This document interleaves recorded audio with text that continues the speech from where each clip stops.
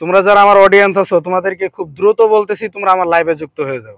আমি একটু পর লাইভ করব, আমার লাইভে শত শত স্টার দিবে, এটা রিকোয়েস্ট।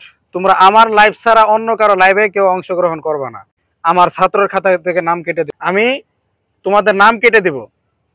তাহলে তোমরা কখনো অন্য কারো ভিডিও দেখবে না। আমি যে ভিডিও বানাবো সেই ভিডিও তোমাদের দেখতে হবে।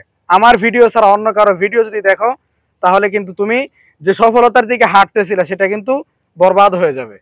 সুতরাং যারা আমার অডিয়েন্স আছো, আমার ছাত্র আছো, তোমরা আমার লাইভে আসো, আমাকে আমার লাইভে থাকবা, আমার সঙ্গে কথা হবে, আমার সঙ্গে আড্ডা হবে, আমার কাছ থেকেই শিখবা। আমার কাছ থেকে শিখা ছাড়া যদি অন্য কারো কাছ থেকে কোনো কিছু শিখো তাহলে কিন্তু তোমরা ভুল পথে পা বাড়াবা।